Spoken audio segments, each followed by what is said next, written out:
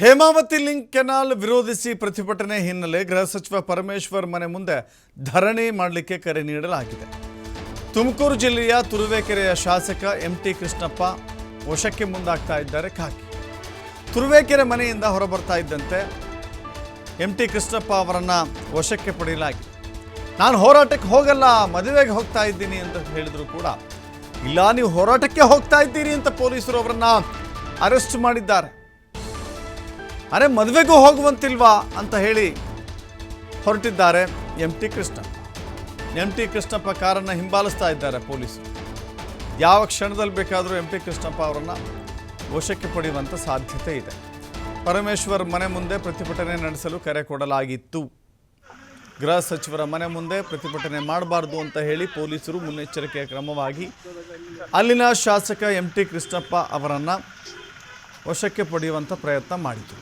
ಆದರೆ ನಾನು ಪ್ರತಿಭಟನೆಗೆ ಹೋಗ್ತಾ ಇಲ್ಲ, ನಾನು ಯಾವುದೋ ಮದುವೆಗೆ ಹೋಗ್ತಾ ಇದ್ದೀನಿ, ನನ್ನ ಬಿಟ್ಬಿಡಿ ಅಂತ ಹೇಳಿ ಪೊಲೀಸರಿಂದ ಬಿಡಿಸ್ಕೊಂಡಿದ್ದಾರೆ.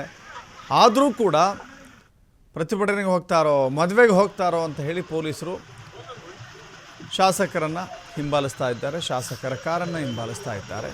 ಇದು ಕೊರಟಗೆರೆಯಲ್ಲಿ ನಡೀತಾ ಇರುವಂಥ ಪ್ರತಿಭಟನೆಯ ಕಾವು. ಮುಗಿಸ್ಕೊಂಡು ತುಮಕೂರಿಗೆ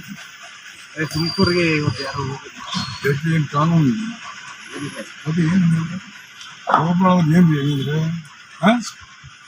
ಮಾತಾಡ್ತಾರೆ. ಪ್ರೈವೇಟ್ ರೆಸಿಡೆನ್ಸ್ ಅಲ್ಲೇನು ಮಾಡಬಾರ್ದು, ಅವ್ರ ಮನೆ ಅವರ ಪ್ರೈವೇಟ್ ಅಂತ ಯಾರು ಬರ್ತಾರೆ. ಈಗ ಮಿನಿಸ್ಟರ್ ಆಫ್ ಕೌನ್ಸಿಲ್ ಅದರಿಂದ ಅವರೇನು ಅವ್ರ ಮನೆಗೆ ಮಿನಿಸ್ಟರ್ ನಾವ್ಯಾಕೆ ಅವ್ರು ಮಾಡ್ಬೋಣ, ಯಾಕೆ ಅವ್ರ ಮನೆಗೆ ಮತ್ತೆ ಬದಿಗೆ ಹೋಗ್ಬಿಟ್ರೆ ಕಲ್ಲೂರು ಮದುವೆ ಮುಗಿಸ್ಕೊಂಡು CS ಬರೋ ಮದುವೆ, ಆಮೇಲೆ ಅದು ಗೃಹ ಪ್ರವೇಶ ಮುಗಿಸ್ಕೊಂಡು ತುಮಕೂರಿಗೆ ಬಂದ್ವಿ.